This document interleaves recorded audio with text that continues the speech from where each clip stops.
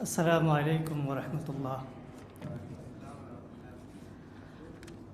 مغرب میں آج کل شادیوں کی تقاریب میں ایک ٹرینڈ چل رہا ہے، وہ یہ کہ شادی کی تقریب میں دولہے کے تمام احباب و اقارب شریک ہوتے ہیں، جس میں تمام لوگ دولہے کے متعلق اپنے آراء و خیالات کا اظہار کرتے ہیں۔ آج کے اس پروگرام کی نوعیت بھی کچھ ایسی ہی ہے۔ آج کا دولہا سفیر صدیقی ہے۔ استاد محترم خالد مبشر صاحب، دولہے کے والد محترم پروفیسر خالد محمود اور خالد جاوید، دولہے کے دادا، اور ہمارے دیگر اساتذہ کرام، خاندان کے بزرگ، میں عبد الرحمن اور فیض، دولہے کے چھوٹے بھائی، پروگرام میں شامل باقی تمام لوگ باراتی کی حیثیت رکھتے ہیں۔ دلہن خوابوں کی مرضی ہے۔ مزے کی بات یہ ہے کہ اس تقریب میں ولیمے کا اہتمام بھی ہے، تو آپ لوگ مایوس نہ ہو۔ خیر، اب میں اپنے اصل موضوع پر آتا ہوں۔ میں اساتذہ کی موجودگی میں قطعی اس کا اہل نہیں کہ سفیر کی شاعری کے حوالے سے بات کروں اور اس کی فنی خوبی اور خوابی کے متعلق اظہار خیال کروں۔ میرے لیے سفیر کی شاعری پر بات کرنا اس لیے بھی مشکل ہے کہ اس مجموعے کے انتخاب میں سفیر اور میں برابر کے شریک ہیں، اور اس مجموعے میں شامل تمام تر اشعار میرے لیے میرے بھتیجے کی مانند ہیں، جو مجھے میری اولاد سے بھی زیادہ محبوب ہے۔ استاد محترم خالد جاوید نے ایک جگہ لکھا ہے کہ میرے نزدیک ادب وہ ہے جو آپ کو ڈسٹرب کرے۔ میں اسی قول کو بنیاد بنا کر سفیر کی حیات اور شاعری کو مد نظر رکھتے ہوئے اس کی ذہنی اور شخصی تشکیلی عناصر پر بات کرنا چاہتا ہوں۔ سفیر صدیقی ایک ڈسٹرب شاعر۔ ہو سکتا ہے آپ عنوان سن کر پریشان اور حیران ہو گئے ہوں گے کہ یہ کیا عنوان ہوا، لیکن یقین کیجئے سفیر صدیقی ایک ڈسٹرب شاعر ہے۔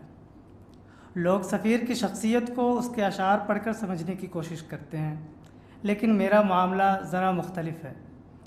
پچھلے 4 سال میں شاید ہی کوئی ایسا بندہ ہو جس نے سفیر کے ساتھ مجھ سے زیادہ وقت گزارا ہو۔ میرا اور سفیر کا معاملہ ایک روح دو جسم کی مانند نہ سہی، لیکن ایک ہم نشین اور ہم نوا کا ضرور ہے۔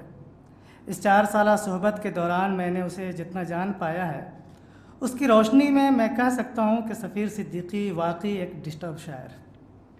سگمنڈ فرائڈ نے انسان کی ذہنی ساخت کو 3 حصوں میں تقسیم کیا ہے: اڈ، ایگو، سپر ایگو۔ تفصیل میں نہ جا کر بس یہ جانیے کہ ایک طرف اڈ ہے، جو ایک ایسی سرکش قوت ہے جسے اپنے حس کے علاوہ کسی سماجی اور اخلاقی اقدار کی تمیز نہیں، اور نہ وہ اپنے سامنے کسی لذت کو حاصل کرنے کے عمل کے دوران انہیں بروئے کار لاتا ہے۔ وہ اپنی پوری قوت لذت حاصل کرنے میں صرف کر دیتا ہے، چاہے وہ لذت کسی بھی نوعیت کی ہو۔ تو دوسری طرف سپر ایگو ہے، جو معاشرے کے رسوم و رواج اور اقدار و روایات کا امین ہوتا ہے، جنہیں والدین، مذہب اور سماج بچے کے شعور میں راسخ کرتے ہیں، جبکہ ایگو ان دونوں انتہاؤں کے بیچ پل کا کام انجام دیتا ہے۔ ایگو کی ہر ممکن یہ کوشش ہوتی ہے کہ شخصیت لذت سے محظوظ ضرور ہو، لیکن اسے کسی طرح کا کوئی نقصان نہ ہو۔ خلاصہ یہ کہ ایگو کا محور و مرکز شخصیت اور اس کی ذات ہوتی ہے۔ قابل ذکر بات یہ ہے کہ سفیر کی عمر جب اس موڑ پر آئی کہ اس کا ایگو تشکیل پا سکے، تو اس وقت اس پر سپر ایگو کا اتنا حملہ ہوا کہ اس کا ایگو وہیں کہیں معدوم ہو گیا۔ اب جس شخص کے پاس صرف اڈ اور سپر ایگو ہو، جو شخصیت کی ذہنی ساخت کی 2 انتہائیں ہیں، تو اس کی شخصیت کیسے نارمل ہو سکتی ہے؟ چونکہ اس کا ایگو پہلے ہی مر چکا ہے، اس لیے وہ اب اپنے کنٹرول میں نہیں ہوگا۔ اسے اس کی تمیز ہی نہیں ہوگی کہ اس کے لیے کون سی چیزیں مضر ہے اور کون سی مفید۔ وہ تو بس اڈ اور سپر ایگو کے درمیان پستا چلا جائے گا۔ یہی اڈ اور سپر ایگو کے مابین جاری کشمکش سفیر صدیقی کو ایک ڈسٹرب شاعر بناتی ہے۔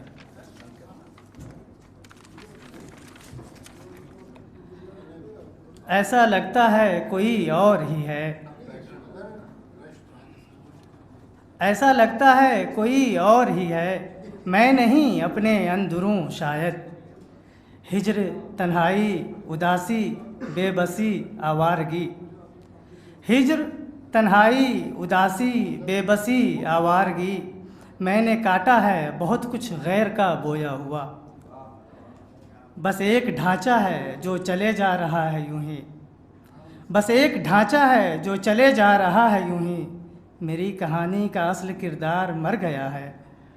دل کے بس ایک مسئلے کے سبب سینکڑوں مسئلے ہیں سر کے ساتھ، اور ہمارے پاس تو لے دے کہ صرف دل ہے جناب، دماغ ہو ہمیں تب تو کبھی ٹھکانے لگے۔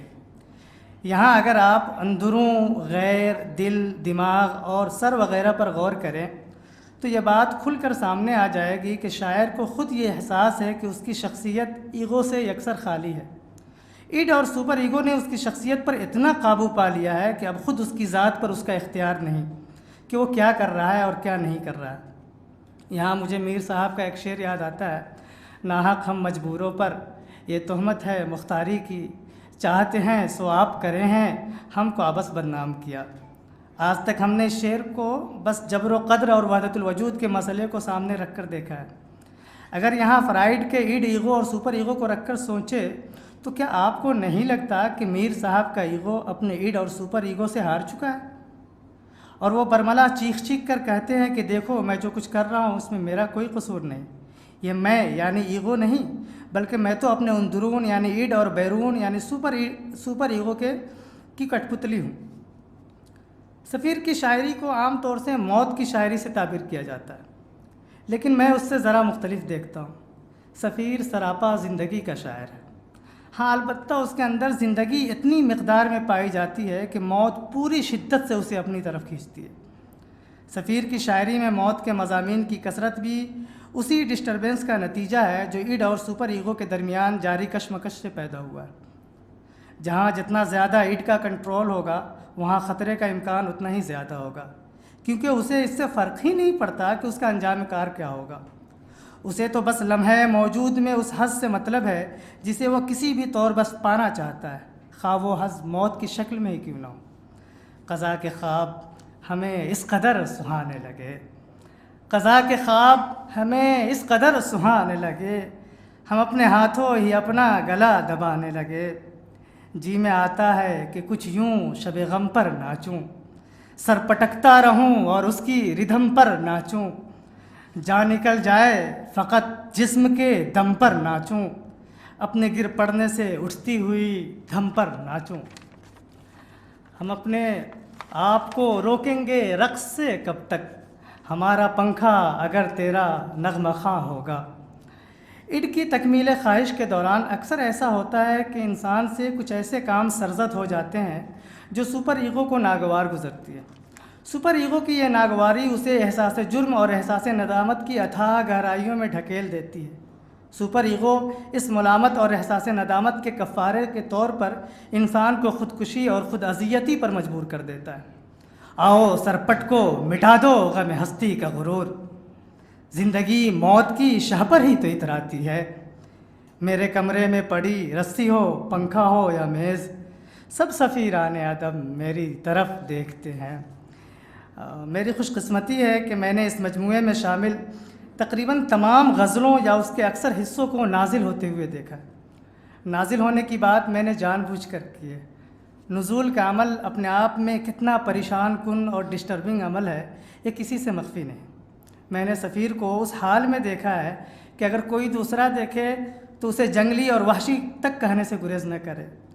وہ زملونی زملونی تو نہیں کہتا، لیکن بزبان خلیل الرحمن اعظمی یہ ضرور کہتا ہے، دیکھ دنیا تو مجھے اس وقت تنہا چھوڑ دے، ایسے عالم میں کہ جب مجھ پر اترتی ہو کتاب۔ آخر میں بس اتنا کہہ کر رخصت چاہتا ہوں کہ سفیر نہ خود صرف ایک ڈسٹرب شاعر ہے بلکہ اس کی شاعری اپنے قارئین کو بھی ڈسٹرب کرنے کی صلاحیت رکھتی ہے۔ لوگ محسوس تک نہیں کرتے اور احساس مار ڈالتا ہے۔ روز کچھ شفاق تصویریں بناتی ہیں سفیر، میری آنکھیں رات کے پچھلے پہر دیوار پر، کس قدر ننگے بدن ہوں گے قیامت میں سفیر، ہائے وہ جسم جنہیں زخم نہ آئے ہوں گے۔ شکریہ۔ بہت شکریہ جمیل سرور۔